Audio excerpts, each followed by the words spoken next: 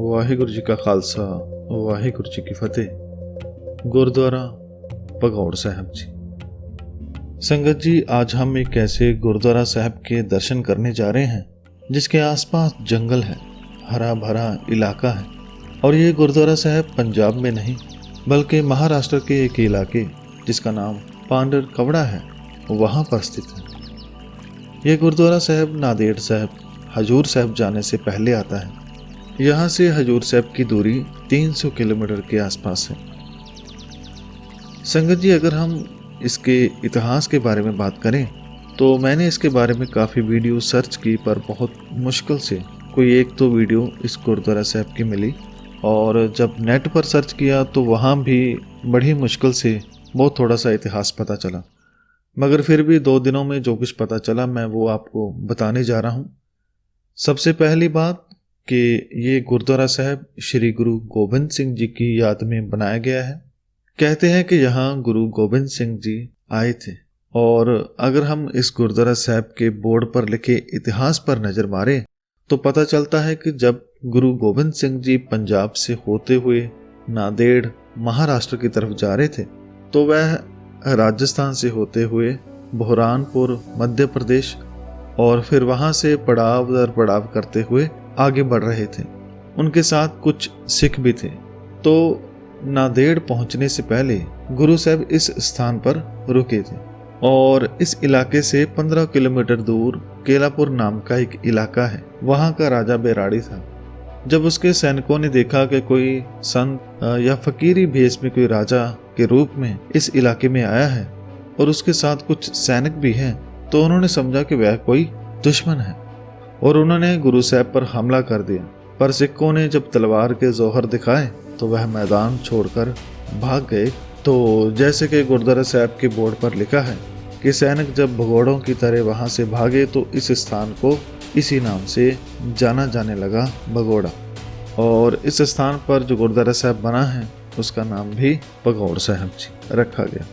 संगत जी, जिस राजा के सैनिक गुरु साहब से लड़ने आए थे, जब उस राजा को ये खबर मिली कि मेरे सैनिक एक फकीर राजा से हार कर आगे हैं, तो वह भेष बदल कर गुरु साहब के पास पहुंचा। लेकिन जब गुरु गोबिंद सिंह जी ने उसे उसके नाम से पुकारा तो वह राजा गुरु के चरणों में गिर गया और अपने किए की क्षमा मांगी। गुरु साहब ने राजा को माफ भी किया और उसके पुत्र को बहुत सारा प्यार दिया। तो ऐसा ये इतिहास गुरुद्वारा साहब के जो साथ में बोर्ड लगा है वहां पर लिखा है। संगत जी, इस गुरुद्वारा साहब के इतिहास से एक बात तो पता चलती है कि गुरु साहब जब नांदेड़ जा रहे थे तो कुछ दिन यहाँ रुके थे। यहाँ का माहौल बहुत ही शांत है, जो कि आज भी है।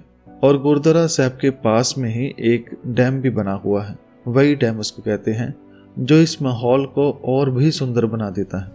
लेकिन इस स्थान पर जितना सुंदर ये वातावरण है उतना ही बुरा इसका हाल कोरोना की वजह से इन दिनों हो गया था।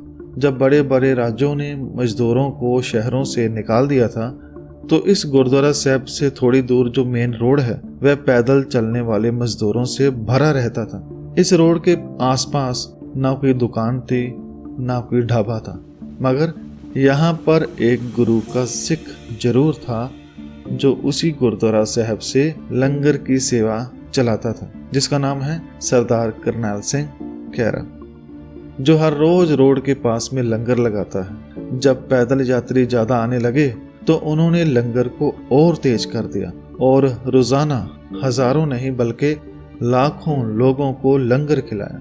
इस गुरसिख की उम्र 81 साल है और इनके इस नेक काम के चर्चे देश में भी हुए, विदेश में भी हुए। इन्होंने बहुत सारे लोगों को लंगर चखाया।